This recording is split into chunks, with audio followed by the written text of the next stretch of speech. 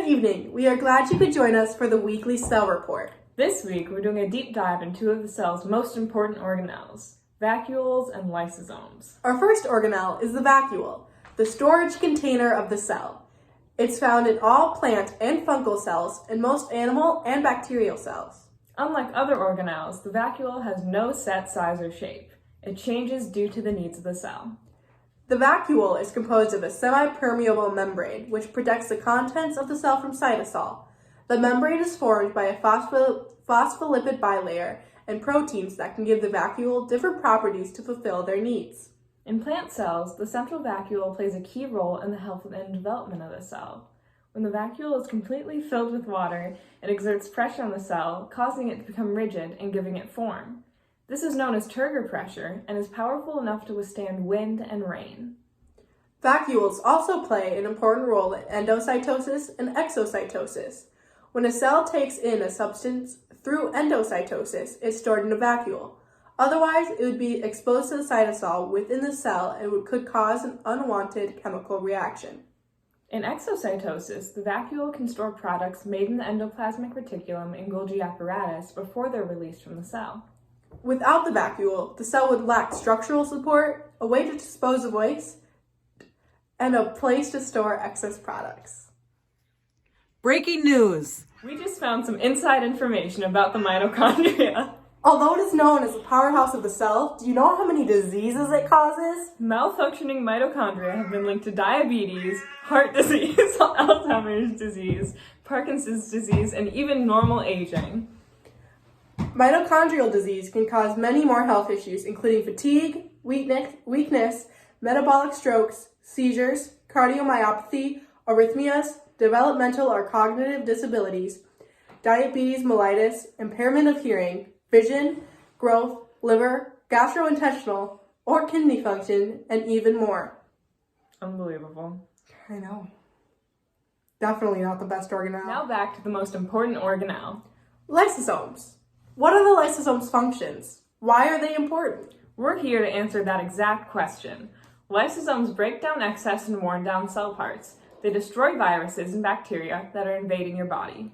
If a cell is worn down beyond repair, the lysosomes help it form apoptosis, or programmed cell death.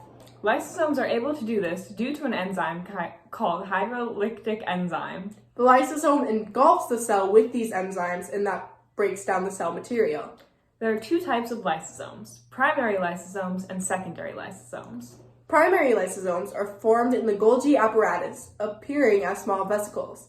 These lysosomes are surrounded by a single phospholipid bilayer and contain acid hydrolysis. Secondary lysosomes are formed when primary lysosomes fuse with phagosomes. The fusion also causes the previously inactive enzymes to be activated and capable of digesting such biomolecules as nucleic. Natalie! Don't edit the document when I'm trying to read it. I didn't edit it! You started typing when I'm No, reading. I didn't! No, I'm just going from that part. Secondary lysosomes are formed when primary lysosomes fuse with phagosomes.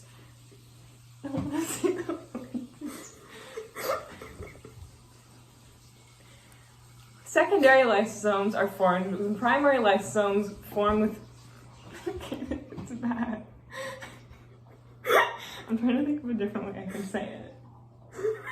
Phagosomes.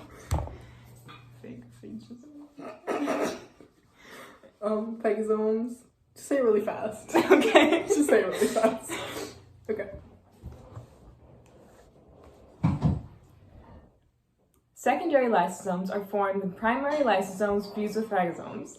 The fusion Natalie!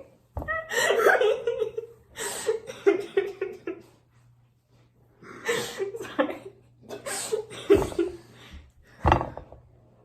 Okay, go. Secondary lysosomes are formed when primary lysosomes fuse with phagosomes. The fusion also causes the previously inactive enzymes to be activated and capable of digesting such biomolecules as nucleic acids and lipids, among others. Compared to primary lysosomes, secondary are larger in size and capable of releasing their content, the enzymes, outside the cells where they degrade foreign material. Because the lysosomes are very acidic, it needs to be separated from the rest of the cell, which is where cytoplasm comes into play. The cytoplasm helps section off the lysosomes from the rest of the cell so they can all do their job correctly. The lysosome and the vacuoles are found to have very similar functions, but only eukaryotic animal cells have lysosomes. Breaking news.